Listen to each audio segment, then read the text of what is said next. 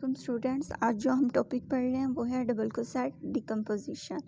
Double coset decomposition में सबसे पहले हमने इसका डेफिनेशन देखनी है और फिर हम इसकी प्रॉपर्टीज़ देखेंगे, देन हम इसकी एग्जांपल देखेंगे, इक्विवेलेंस क्लास देखेंगे और देन थ्योरम वगैरह देखेंगे। फिर हमें अच्छे से क्लियर हो जाएगा। वैसे तो ये थोड़ा सा टिपिकल टॉपिक है, लेकिन हम इसे बहुत ईजी वे में करेंगे ताकि सबको समझ आ जाए। चलें अब हम स्टार्ट करते हैं। सबसे पहले इसकी definition. Let H and K are two subgroups of a group G and a b belongs to G which define a relation tilde as a tilde b if and only if a is equal to H b K H belong कर रहा है capital A से और के belong कर रहा है capital के से। तो इक्वलेंस इसमें जो रिलेशन होल्ड कर रहा है वो हमारे पास कौन सा है? इक्वलेंस रिलेशन है। अब हमने इसको देखना है लिख के, हम इसको चेक कर लेते हैं साथ में इस डेफिनेशन को कि उन्होंने कहा है कि हमारे पास एक ग्रुप है जिसके दो सब ग्रुप्स हैं। एक हमारे पास एच है और एक हमारे पास के है। अब जो एच है और जो के है इनके एलिमेंट्स कौन से हैं ये हमें पता है कि एच में एच की सीरीज़ के एलिमेंट्स हैं और के में के की सीरीज़ में एलिमेंट्स हैं, जैसे H1 H2 and so on. Same here, K1 K2 K3 so on. K भी इसी के एलिमेंट को बोल देंगे हम। और हमें एक चीज़ और पता है कि ग्रुप में जब भी बात होगी तो उसके इन्वर्सेस भी एग्जिस्ट कर रहे होंगे। किसी भी एलिमेंट अगर फॉर एग्जांपल 1 है तो 1 का इन्वर्स भी एग्जिस्ट करता है। तो इधर एच है तो एच का इन्वर्स भी एग्जिस्ट करेगा, H1 का इन्वर्स भी एग्जिस्ट करेगा, H2 का इन्वर्स भी एग्जिस्ट करेगा। सेम इधर K1 का इन्वर्स, K2 का इन्वर्स, K3 का inverse and so on, K का इन्वर्स भी एग्जिस्ट करेगा। अब हमने बात करनी है ग्रुप के दो एलिमेंट्स के अंदर हमने रिलेशन करना है, देखना है। जैसे कि ए को हमने रिलेट किससे करवाया है? बी से, और इनके दरमियान जो रिलेशन है वो कौन सा है? इक्वलेंस का रिलेशन, मतलब इक्वलेंस का रिलेशन। और इनके जो सब ग्रुप्स हैं वो कितने हैं? वो 2 हैं। कोसेट में हम बात करते हैं, कोसेट की जब भी बात आती है तो उसमें या तो लेफ़्ट होता है या फिर राइट होता है, लेकिन इधर बात हो रही है डबल कोसेट की। तो डबल कोसेट में हमें एट अ टाइम दोनों ही यूज़ करने पड़ेंगे सब ग्रुप्स। उसमें एक था तो हम या लेफ़्ट करते थे या फिर राइट करते थे। तो अब इधर डबल है तो डबल में हम दोनों के एक एक एलिमेंट को रिलेट करवा देंगे। एक को हम लेफ़्ट साइड से मल्टीप्लाई करवा देंगे और एक को हम राइट साइड से, जैसे कि A B C so on। B C का भी कर सकते हैं, सी डी का भी कर सकते हैं। ये सारे एलिमेंट्स किसके हैं? ग्रुप के। और ग्रुप में से हमने 2 सब ग्रुप्स बनाए हैं, एच और के, और इसकी जो आगे एलिमेंट्स इनके एच और के की सीरीज़ में आ रहे हैं। अब हमने इनके जो एलिमेंट्स को रिलेट करवाया है ए और बी को, इधर हम ए बी को कर रहे हैं, वैसे हम बी सी को भी कर सकते हैं, सी डी को भी कर सकते हैं, सो ऑन। अब इसका हम फर्स्ट एलिमेंट ले लेंगे और इसका भी फर्स्ट एलिमेंट, इसको हम रिलेट करवाएंगे इन 2 एलिमेंट्स के डबल कोसेट फाइंड करने के लिए। सो हमने एच को एक को हमने लेफ़्ट साइड से करवा दिया और एक को हमने राइट साइड से मल्टीप्लाई करवा दिया। तो ये जो हमारे पास रिलेशन जनरेट हो गया एक्चुअली में इसी को हम डबल कोसेट बोलते हैं।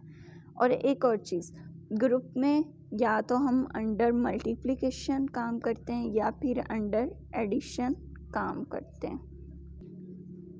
इसमें हमने अंडर एडिशन भी काम करते हैं और अंडर मल्टीप्लिकेशन। अगर ये आ रही है हमारे पास, ये कौन सी चीज़ आ रही है? Under multiplication. और अगर हम इसे अंडर एडिशन करें तो फिर A is equal to H plus B plus K आएगा। ओके, अब ये भी चीज़ क्लियर होगी। तो इसकी हमने नेक्स्ट एग्जांपल देखेंगे तो आपको क्लियर हो जाएगा। एक्चुअली डिकम्पोजिशन का मतलब होता है कि हम किसी चीज़ को पार्ट्स में लाके डिस्क्राइब करते हैं, इसमें पार्टीशन करते हैं। पार्ट्स में ला के डिस्क्राइब करते, तो हमने इसे सब ग्रुप्स में ला के और फिर जो रिलेशन है उसको जनरेट किया और फिर हमें पता चला है कि डबल कोसेट क्या होता है। नेक्स्ट जो है, अगर आपको अभी भी क्लियर नहीं हुआ तो आप मुझसे पूछ सकते हैं कमेंट बॉक्स में। नेक्स्ट हम इसकी प्रॉपर्टीज़ की तरफ मूव करते हैं। इसकी प्रॉपर्टीज़ कौन सी हैं? तो इक्वलेंस रिलेशन इसके अंदर 3 प्रॉपर्टीज होल्ड करती हैं। अगर वो तीनों करेंगी देन इक्वलेंस रिलेशन होगा, अगर नहीं करेंगी तो इक्वलेंस रिलेशन नहीं होगा। सबसे पहली प्रॉपर्टी कौन सी है? रिफ्लेक्सिव। रिफ्लेक्सिव तो हमें स्टार्ट से ही पता है। रिफ्लेक्सिव का मतलब होता है कि ये अपने ही एलिमेंट से रिलेट करवाता है। अगर ए है तो वो ए से करेगा, बी है तो वो बी से करेगा, सी है तो सी से करेगा। हमने इधर ए एलिमेंट ले लिया, ग्रुप का एलिमेंट जो हमने लिया है वो है ए, तो ये रिलेट किससे करेगा? ए से। ओके, अब हमें सब ग्रुप्स के एलिमेंट का नहीं पता, ना हमें ये दो हमारे पास सब ग्रुप्स हैं, इनके एलिमेंट्स का नहीं पता, तो आइडेंटिटी हर सब ग्रुप में एग्जिस्ट करती है। तो हम इनको बोल सकते हैं कि ये बिलोंग कर रहा है के से और ये एच से कर रहा है।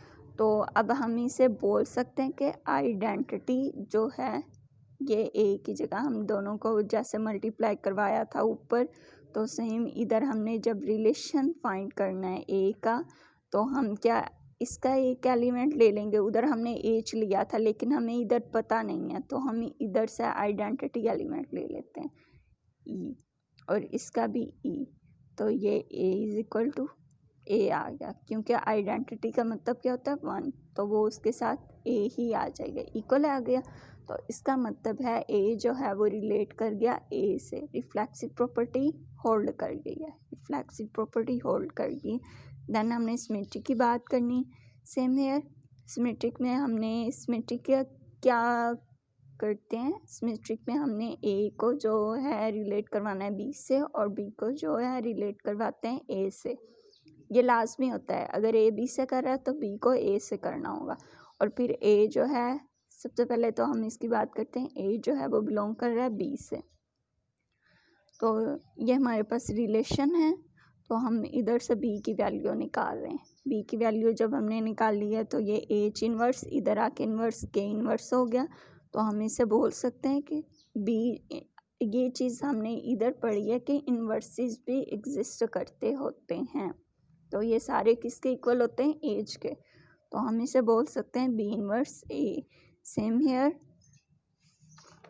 आगे हमने ट्रांजिटिव को देखना है। ट्रांजिटिव में हमने क्या किया? ए जो है इसमें ये होता है ए जो है वो बिलोंग करे बी से, बी आगे सी से करे, तो फिर ए को सी से भी बिलोंग करना होता है, ये इसकी प्रॉपर्टी आ रही है। तो अब हम करते हैं ए का और बी का, और बी आगे सी से रिलेट करता है, इसको हम चेक करते हैं। A is equal to H1 B K1, क्योंकि इधर दो रिलेशंस को हम कर रहे हैं तो इसलिए हमने 1 को ले लिया और साथ में हम 2 को भी ले लेंगे। चलें, अब हमने H1 B K1 कर लिया और B की वैल्यू को सपोज कर लिया इज टू C के, क्योंकि इधर B का रिलेशन हमने C से लिया, इधर A का रिलेशन B से लिया। तो अब B की वैल्यू अगर हम इसमें पुट करते हैं इस जगह पे, तो ये देखें हमने इधर वैल्यू पुट कर दी H1 H2 K2 K1, ये आ गई। तो हमने पीछे बात की थी कि जो H1 H2 ये सारे किस सीरीज़ में आते हैं? H की सीरीज़ में आते हैं, और ये K2 K1 किसकी सीरीज़ में आते हैं? K की सीरीज़ में आते हैं। तो A रिलेट कर गया C से, हैंस हमने इसकी प्रॉपर्टीज़ को भी रीड आउट कर लिया। नेक्स्ट हम इसकी जो थ्योरम है और जो इसकी एग्जांपल है वो अगले पार्ट में डिस्कस करते हैं।